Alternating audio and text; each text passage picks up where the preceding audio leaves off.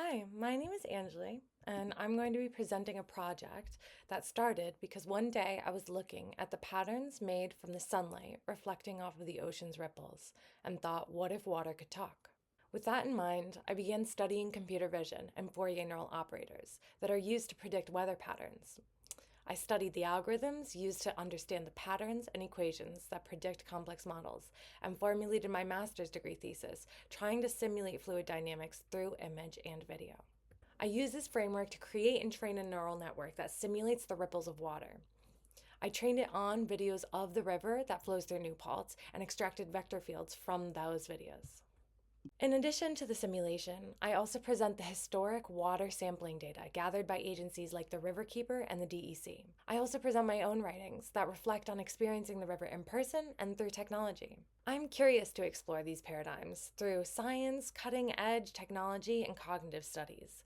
For those reasons, I created this website to explore how data and technology experience the natural world and how we experience it through those mediums as well as itself.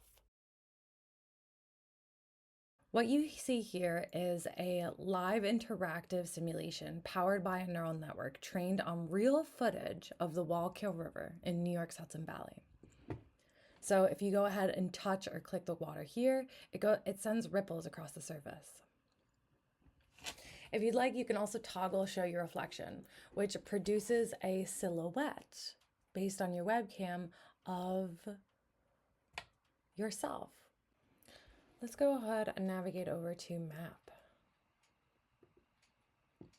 So what this page does, I feel, is contextualizes the Wallkill geographically and how it is connected to the other bodies of water that surround it. So we have the Hudson River here, which has been studied enormously, and then you can see that the Wallkill is a tributary to the Hudson River. You also have these gray lines, which are other tributaries to the Wallkill River. So it's really a deeply nested system of bodies of water that are then flowing gradually into the ocean, as you can tell in this context. Now let's go ahead and explore the water sampling data. So this view shows us what data sampled from the Wallkill River, shown from the 1950s all the way until near present day. The data in this figure comes from the Water Quality Portal, which goes ahead and collects and aggregates discrete water quality data across the United States from the USGS, the EPA, and more than other 400 state, local, federal, tribal agencies. So it's really a vast wealth of information. What we've done here with the information and these samples is we have organized them by type. So we have basic physical chemical properties, we have biological or algal indicators, metals, microbiological, nutrients, and organics and antibiotics.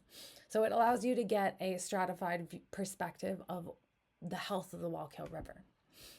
If you go ahead and hover over each one, you can see each sample, what was sampled for it. So here you can see that the pH was sampled. They were checking the pH of the Wallkill. If you go ahead and click on it, you can see just pH over time.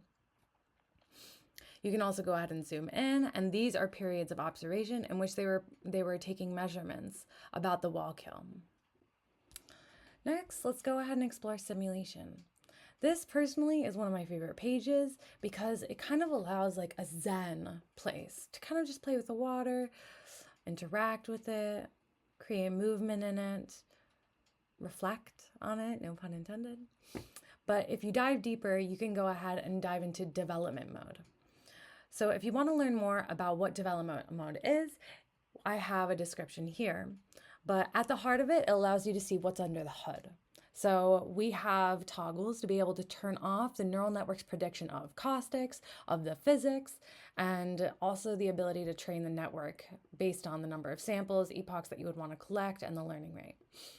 Most of these concepts are explained in the Learn More, so I will let you read about them, but this live training element kind of allows you to see the behind the scenes of the simulation at like the computational level. And also learn a little bit more about AI and how deep learning works and how training evolves and gets better over time. Additionally, it's going ahead and using the data that you are producing to train the model, so it not only has the benefit of you being able to learn how training works, but also to make the model better for the next person. Next, we have When the River Rises.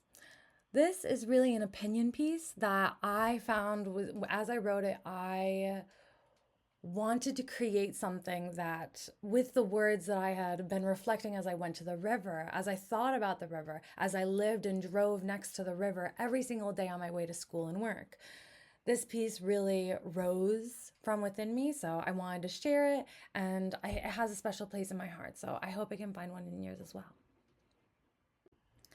Finally, we have the About Me page. This page really is just gives you a little bit of background about me and my education, as well as acknowledges the people who wholeheartedly deserve to be acknowledged based on their tireless work about the Wallkill River and really allowing me to be able to explore this thanks to the amazing work that they've done in the past. Additionally, I go ahead and show my thesis here that was my master's thesis. I attach a link to it. It talks really in depth about the dynamic frequency gated Fourier neural operator, which is the neural network that was used to create the simulation in the first place. So this project really asks a simple question with big implications. So if the river could communicate, what would it say? How might we establish dialogue between ourselves and the river, as metaphor or as mirror? Where does technology belong in that conversation? And what does it mean to understand the river for us? And then what about the machine? Where do experience and learning overlap? And is experiencing the river the same as a neural network learning the patterns that reproduce it?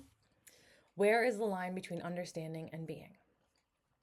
These are the questions this project asks, but then beneath them lies a deeper one. It asks, how can we as a community use what these questions reveal to reconnect with the natural world through the modern one? How can we together with technology, community, and wisdom become the rising tide that carries all boats with it?